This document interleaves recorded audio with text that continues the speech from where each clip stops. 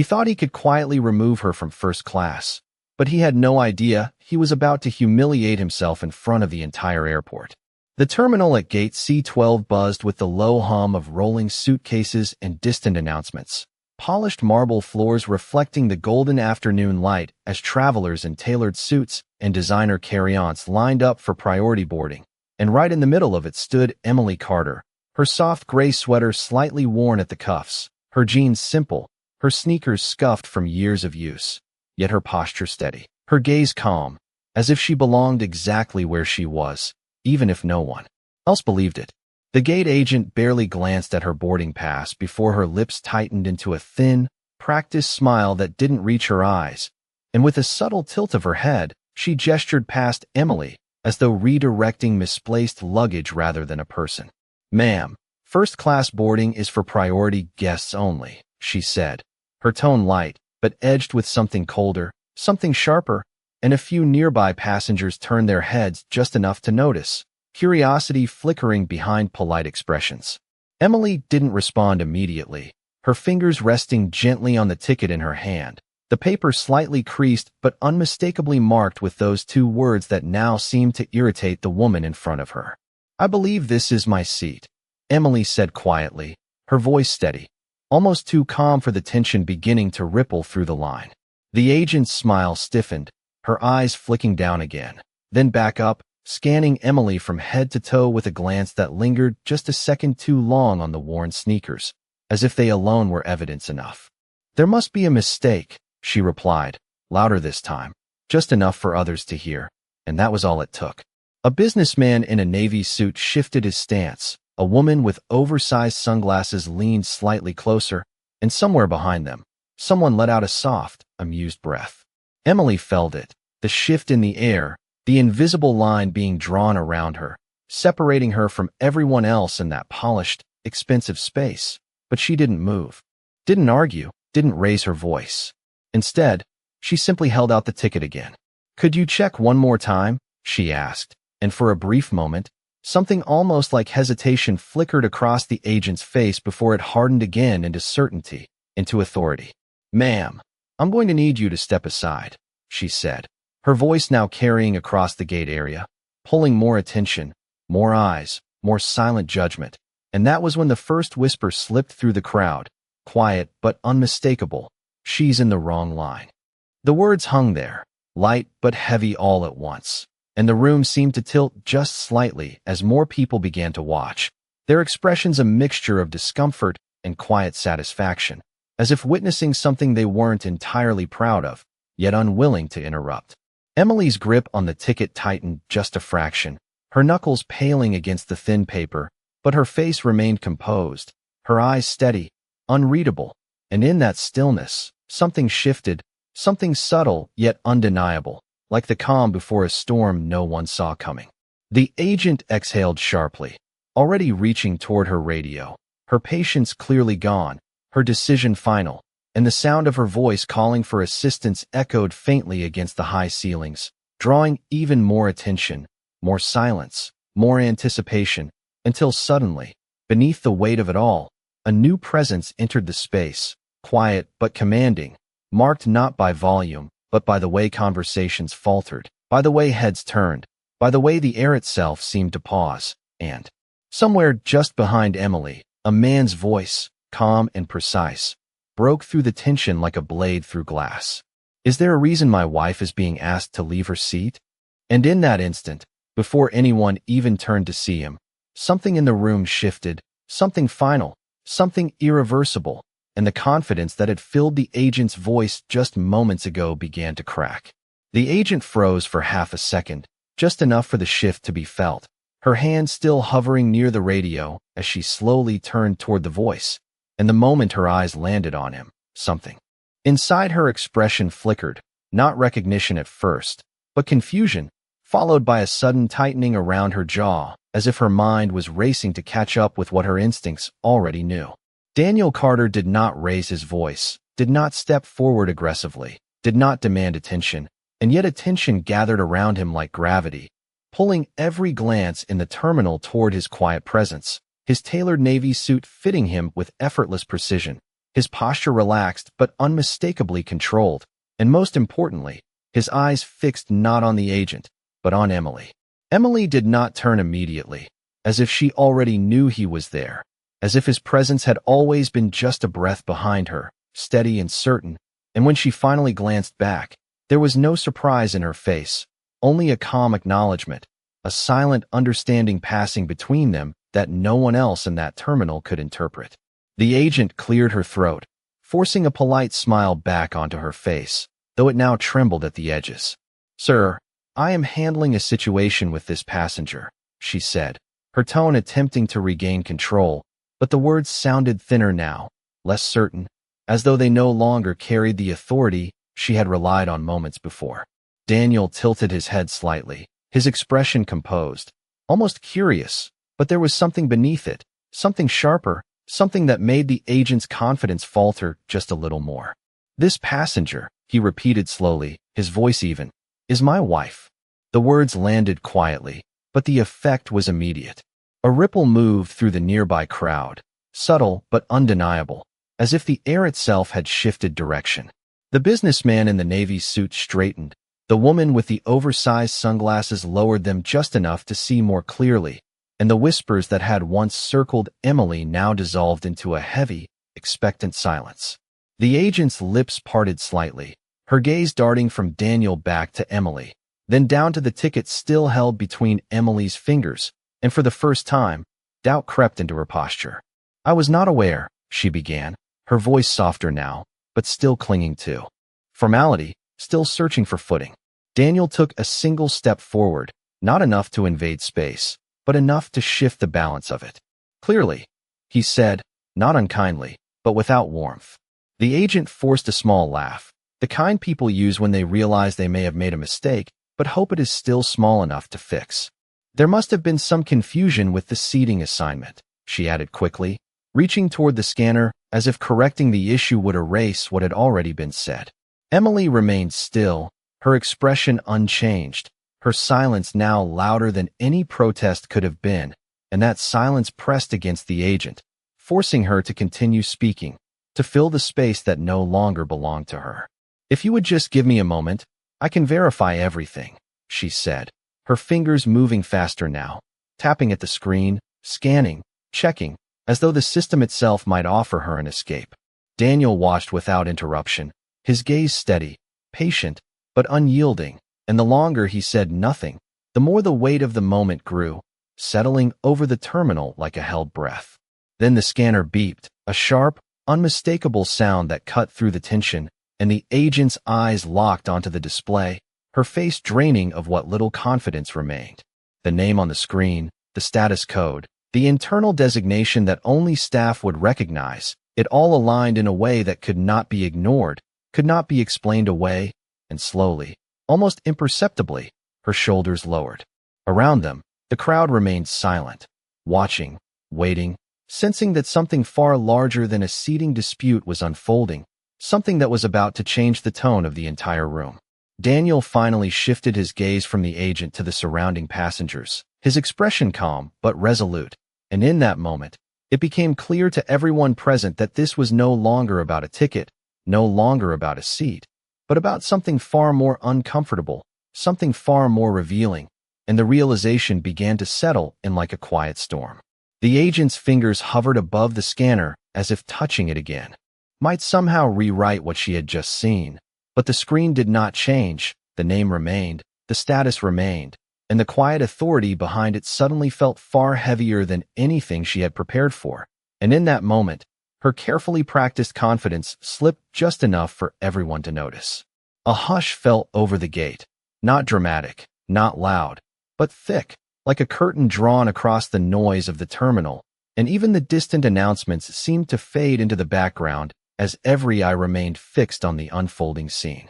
Emily still stood exactly where she had been, her posture unchanged, her expression calm, but now that calm carried a different weight, no longer mistaken for uncertainty, no longer dismissed as passivity, but recognized, slowly and reluctantly, as control. The agent swallowed, her voice softer now, almost careful. "Mrs. Carter, it appears your seat is confirmed," she said, the words measured, deliberate, as if choosing them could undo everything that had come before. But the shift in tone only made the earlier words echo louder in the minds of those who had heard them. Daniel did not respond immediately, his gaze still steady, not harsh, not raised, but unyielding in a way that made the silence stretch just a second longer than anyone was comfortable with. Behind them, the line had stopped moving entirely, passengers holding their boarding passes without realizing it, their attention fully captured, as if they were witnessing something more significant than a simple correction. The businessman who had shifted earlier now avoided looking directly at Emily, while the woman with the sunglasses slowly lowered them completely, her expression no longer curious, but contemplative, as if rethinking something she had not questioned before.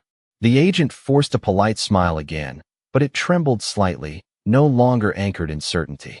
"We can proceed with your boarding now," she added quickly, gesturing toward the jet bridge, eager to move the moment forward, to close it, to make it disappear into routine.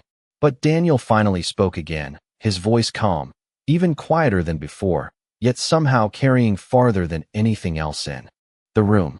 "Before we do that," he said, and the agent's hand froze mid-gesture, "I would like to understand something." The words were simple, almost gentle, but they landed with unmistakable weight, and the agent's shoulders stiffened instinctively. Daniel's eyes shifted briefly toward the surrounding passengers, then back to her. "What exactly made you decide she did not belong in this line?" he asked, not accusing, not raising his voice, but asking with a clarity that left no room for deflection. The agent hesitated, her mouth opening slightly before closing again, her mind clearly searching for a response that could sound reasonable, professional, safe. "It was not about that," she began, her tone careful. "There are policies we follow to ensure proper boarding procedures." But even as she spoke, the explanation felt thinner, less convincing, unraveling under the quiet scrutiny of the moment. Daniel nodded slowly, as if considering her words, but his expression did not change. "Policies," he repeated, almost thoughtfully, and then his gaze shifted to Emily for just a brief moment, a silent acknowledgement, before returning to the agent. "Policies are meant to guide behavior," he said, "not replace judgment." The words settled into the silence like a final piece falling into place, and for a moment, no one moved, no one spoke, the weight of what had been revealed pressing down on the entire space. The agent lowered her eyes, just slightly, a small movement that spoke louder than any apology she had not yet given, and around them, the crowd remained still, caught in that rare moment when something ordinary had quietly exposed something far deeper, something that could not be unseen, and in that stillness, it became clear that what happened next would not simply resolve the situation, but define it. The agent stood there, her composure now held together by something fragile, something that everyone in the room could see but no one would name. And for a moment, it seemed like she might try to explain, to justify, to rebuild the authority she had so confidently carried just minutes ago, but the words did not come as easily this time. Her eyes flicked briefly, toward the growing line of passengers, then back to Daniel, and finally to Emily, as if searching for a version of this moment that she could still control, but that version no longer existed. Emily remained still, her presence quiet yet undeniable, her calm no longer mistaken for weakness, but now understood as something far more deliberate. And in that stillness, the imbalance of the situation had fully reversed without a single raised voice. The agent drew in a slow breath, her shoulders lowering slightly as she shifted her stance, the rigid posture softening into something more human, more uncertain. "I may have made an incorrect assumption," she said carefully, each word chosen with visible effort. But even as she spoke, the phrase felt too small, too contained, unable to hold the weight of what had actually occurred. Daniel listened without interruption, his expression unchanged, not cold, not aggressive, but firm in a way that left no room for the moment to be dismissed as a simple mistake. He did not step closer, did not raise his voice, and yet his presence continued to anchor the entire space, holding the silence in place. "Assumptions have consequences," he replied quietly, and the simplicity of the statement carried more weight than any accusation could have. The agent nodded quickly, almost reflexively, as if agreeing might soften the impact, might allow the moment to pass. But the room did not move on. The silence remained, and the attention of every person within earshot stayed fixed on the exchange. Behind them, a supervisor had quietly approached, drawn by the unusual stillness at the gate, his expression shifting the moment he recognized Daniel, his posture straightening instantly as awareness replaced curiosity. He did not interrupt, did not speak, but his presence added another layer to the moment, another silent acknowledgement that this was no longer routine, no longer contained. The agent noticed him too, and that realization seemed to settle something deeper within her, a recognition that this was not just about a passenger, not just about a policy, but about a standard she had failed to meet.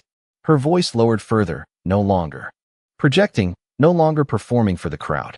"I apologize, Mrs. Carter," she said, this time without hesitation, without qualifiers, and for the first time, the words felt real, though still incomplete. Emily met her gaze briefly, not with anger, not with triumph, but with a quiet steadiness that seemed to reflect something far beyond the moment itself, something shaped long before this terminal, long before this encounter. Daniel turned his head slightly toward the supervisor, acknowledging his presence without needing an introduction, and the man immediately stepped forward, his tone respectful, measured. "Mr. Carter, we will address this appropriately," he said, his voice low but clear enough to carry, and the agent's shoulders tightened again, not in resistance, but in acceptance. Daniel gave a small nod, not dismissive, not approving, simply acknowledging that the situation had been seen, understood, and would not be ignored. Then, without further escalation, without any dramatic gesture, he turned slightly toward Emily, his expression softening just enough to be noticed only by those closest. "Are you ready to board?" he asked, as if returning the moment to something normal, something simple, yet the question carried a quiet respect that contrasted sharply with everything that had happened before. Emily glanced once more at the agent, then at the line of passengers who now watched with a different kind of attention, a quieter, more reflective silence, and then she nodded gently. As they stepped forward together toward the jet bridge, the path that had once been blocked now opened without hesitation, without question, and as they passed, no one spoke, no one moved out of turn, the entire space holding on to that silence just a little longer, as if everyone present understood that they had witnessed something more than a correction, something that lingered beyond the moment, beyond the gate, something that would not be easily forgotten. The jet bridge stretched ahead in a narrow, quiet corridor, the hum of the aircraft faint in the distance as Emily and Daniel walked side by side, their footsteps soft against the rubberized floor, and for a moment, neither of them spoke, as if allowing the silence behind them to fully settle before moving forward.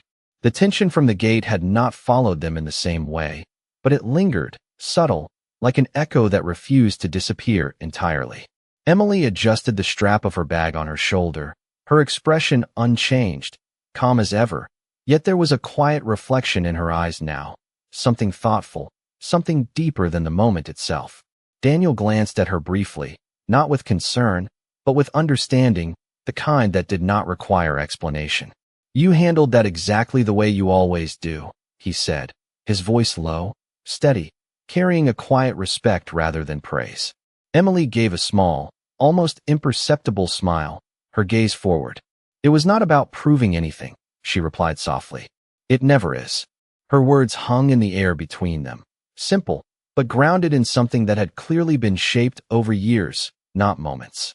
As they reached the aircraft door, a flight attendant stood waiting, her posture noticeably more attentive than usual, her smile warm but careful, as if she had already been informed, already understood that this boarding would not be routine. "Welcome aboard, Mr. and Mrs. Carter," she said, her tone respectful, measured, and as she stepped aside to allow them through, her eyes briefly met Emily's with a quiet acknowledgement, something unspoken but sincere. Inside the cabin, the first-class section was bathed in soft lighting, wide leather seats arranged with precision, the subtle scent of fresh linen in the air, and a few seated passengers glanced up as Emily and Daniel entered, their attention drawn not by noise, but by presence, by the quiet gravity that still seemed to follow them. A man near the window straightened slightly, his earlier confidence replaced by something more reserved, while a woman across the aisle lowered her magazine, her gaze lingering for just a second longer than necessary before looking away. Emily moved to her seat without hesitation, placing her bag gently beside her, her movements unhurried, unbothered, as if nothing unusual had happened at all, and yet the atmosphere in the cabin told a different story. One of subtle awareness, of silent observation. Daniel remained standing for a moment, adjusting his cuff, his eyes scanning the cabin briefly, not in scrutiny, but in quiet recognition of the space he knew so well, and then he took his seat beside her, the simple action grounding the moment back into something ordinary. The flight attendant approached again, her demeanor composed, but there was a slight shift in her tone now, a careful attentiveness that had not been present before. "Can I offer you anything before departure?" she asked, her voice softer, more deliberate. Emily looked up at her, her expression gentle, unguarded. "Just water, thank you," she said, her tone unchanged, free of any trace of what had occurred moments earlier.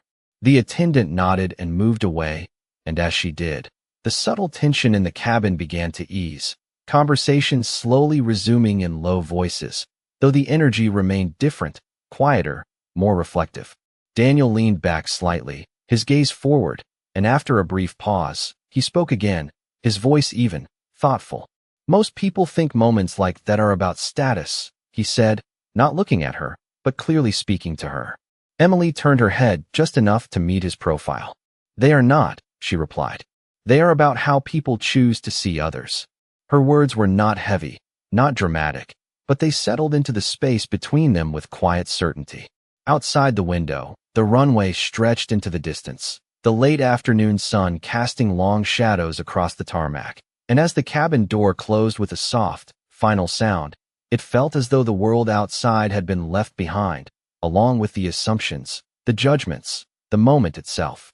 But even as the aircraft prepared for departure, something of that moment remained, not as tension, not as conflict, but as a quiet reminder, carried forward not by words, but by understanding, by the kind that does not need to be spoken to be felt. The aircraft began to push back slowly from the gate, the low rumble of the engines building beneath the cabin floor as the outside world shifted inch by inch, and inside, the quiet hum of conversation returned, though. Something about it felt different now, softer, more measured, as if everyone present carried a piece of what had just happened. Emily rested her hands gently in her lap, her gaze drifting toward the window where the fading sunlight stretched across the runway in long golden lines, and for a moment, she seemed completely removed from the tension that had unfolded, as if it had already been placed behind her, filed away with countless other moments like it. Daniel watched her briefly, his expression thoughtful, not surprised, not unsettled, but reflective, as though he understood that what had happened at the gate was not an isolated incident, but part of something larger, something far more common than most people were willing to admit. "It still surprises me how quickly people decide who belongs," he said quietly, his voice blending with the low mechanical sounds of the plane preparing for departure. Emily did not look away from the window, her voice calm, steady. "It should not," she replied, not harshly, not bitterly, simply stating a truth she had long accepted. The plane paused for a moment before turning toward the runway, and in that brief stillness, a faint voice came over the intercom, the captain welcoming passengers aboard, his tone professional, routine, unaware of the quiet shift that had already taken place within his own cabin. A few rows behind them, a man who had earlier watched the exchange shifted in his seat, his posture no longer as relaxed as before, his gaze occasionally drifting forward toward Emily and Daniel, as if replaying the moment in his mind, reconsidering the assumptions he had made without even realizing it. Across the aisle, the woman with the magazine had not turned a page in several minutes, her attention elsewhere, her thoughts clearly occupied, and even the flight attendant who had served them earlier moved through the aisle with a slightly different awareness, her interactions more deliberate, more present, as though she had been reminded of something important, something easily forgotten in routine. The plane began to accelerate, the engines rising in pitch as the runway blurred beneath them, and as the aircraft lifted. From the ground, a subtle shift passed through the cabin, that familiar sensation of leaving something behind, of moving forward, of perspective changing in a way that could not be reversed. Emily exhaled softly, her shoulders relaxing just slightly as the city below grew smaller, the patterns of streets and buildings blending into something distant, something less defined. Daniel leaned back in his seat, his gaze forward, but his voice thoughtful. "There will be a report filed before we land," he said, not as a threat, not as a declaration, but as a simple acknowledgement of what would follow. Emily turned her head slightly, her expression unchanged. "And what will that change?" she asked gently. Daniel paused, considering, his eyes narrowing just a fraction, not in frustration, but in reflection. "It will remind them," he said after a moment, "that their actions matter." Emily held his gaze for a brief second, then looked back out the window. "Only if they choose to remember," she replied, her voice soft but certain. The words lingered, not heavy, but real, settling into the quiet space between them as the plane climbed higher, leaving the airport, the gate, and everything that had happened there far below. In the rows around them, passengers adjusted their seats, resumed their conversations, returned to their routines, yet something subtle remained, something unspoken, a quiet awareness that had not been there before. The kind that does not demand attention, does not announce itself, but changes the way a person sees, just enough to matter. And as the aircraft leveled off above the clouds, the world outside stretching endless and bright, it became clear that while the moment at the gate had ended, its impact had not, carrying forward in silence, in memory, in the quiet decisions people would make long after this flight was over. The steady hum of the engines settled into a quiet rhythm as the aircraft cruised above the clouds, the sunlight now brighter, almost blinding against the endless white stretching beneath them. And inside the cabin, the atmosphere had softened into something deceptively normal, yet beneath that calm, something had shifted in a way that could not be undone.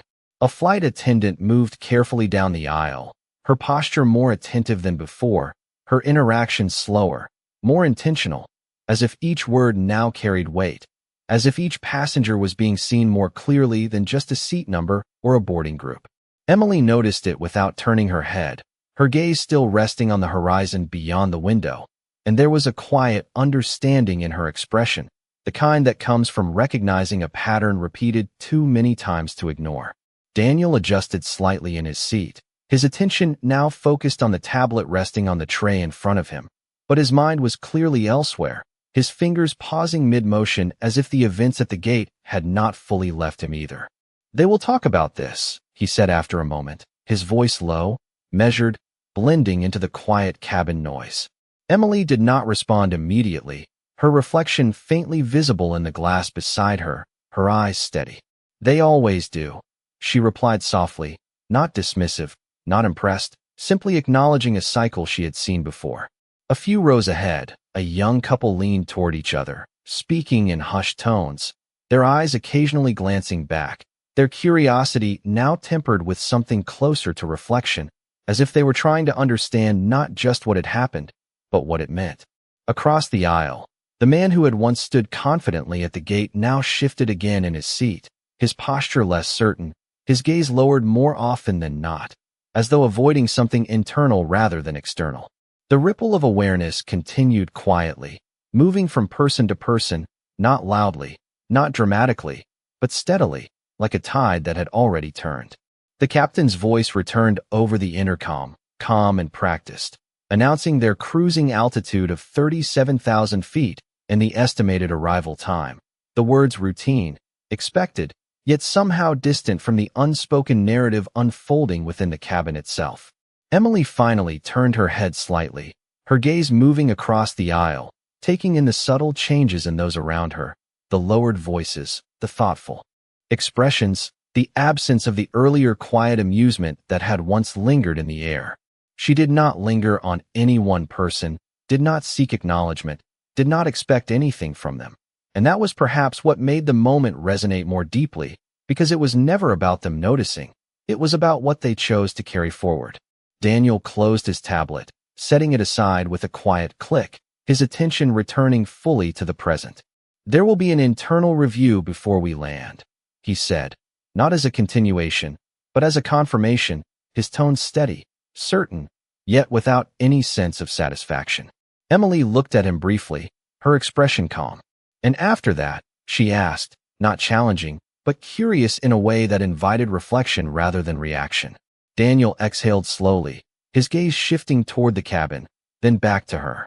After that, it becomes a lesson, he said, though there was a subtle pause before the word lesson, as if he himself was weighing its meaning.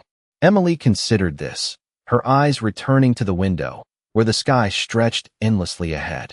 Only if they understand why, she replied, her voice soft but grounded, and the simplicity of her words carried a truth that did not need emphasis. The flight attendant returned with a glass of water, placing it gently on Emily's tray table, her movements careful, respectful, her eyes meeting Emily's just long enough to convey something unspoken, something that did not need words. Emily nodded slightly in acknowledgement, her gesture small, but sincere. The attendant moved on, continuing down the aisle, but her pace remained measured, her awareness heightened, as though the moment at the gate had altered not just one interaction, but the way she approached every interaction that followed. The cabin settled once more into a quiet rhythm, but it was not the same as before. It carried a subtle awareness, a quiet recalibration of how people saw one another, how they chose to respond, how they chose to judge or not judge.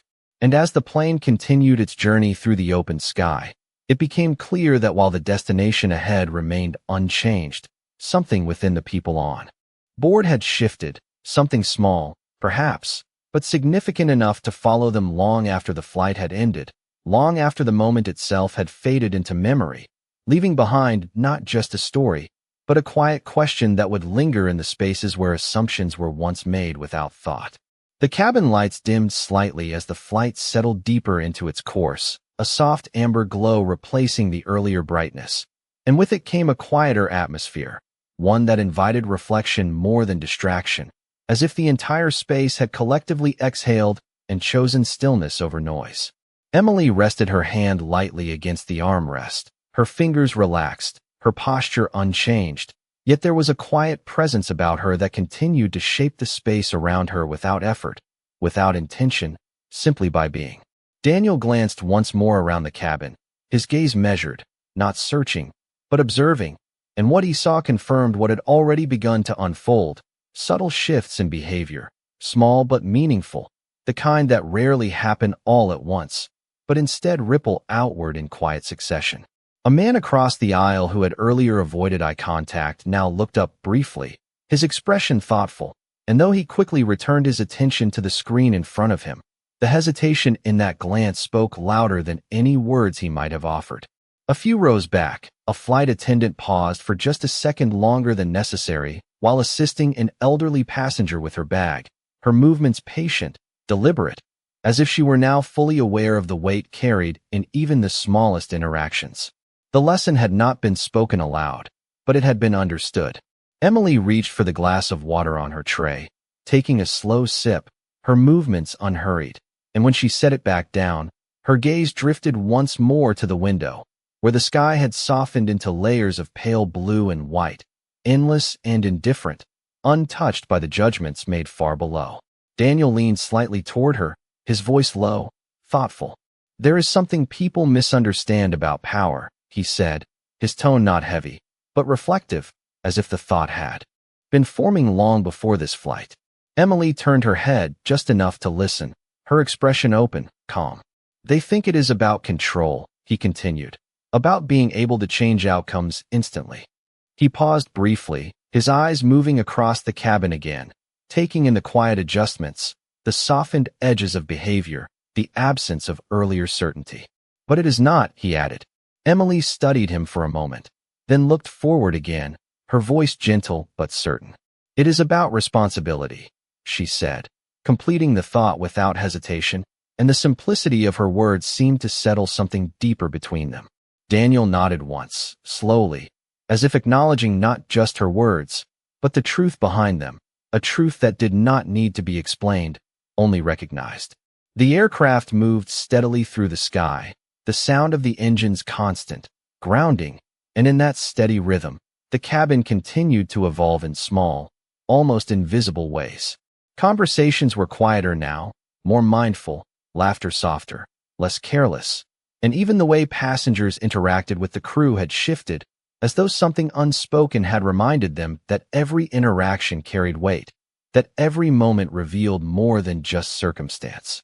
The flight attendant returned once more, this time offering a warm towel, her hands steady, her smile genuine, not forced, not rehearsed, and when she handed it to Emily, her eyes held a quiet respect that had not been there before, something earned not through status, but through presence. Emily accepted it with a slight nod, her gratitude simple, unspoken, yet clear. As the attendant moved away, Daniel rested his hands together, his posture relaxed, but his expression thoughtful. "What happened today will be documented, reviewed, discussed," he said quietly, not with pride, not with finality, but with awareness. Emily listened, her gaze steady. "But the real change," she replied, "will not be in the report." Her words lingered, not as a contradiction, but as a deeper layer, one that reached beyond procedure, beyond consequence. Daniel turned slightly toward her, his expression softening just enough to show that he understood.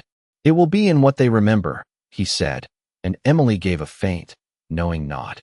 The cabin remained quiet, the world outside vast and unchanged, yet within that space, something had shifted in a way that could not be measured, could not be filed, could not be reduced to policy or protocol.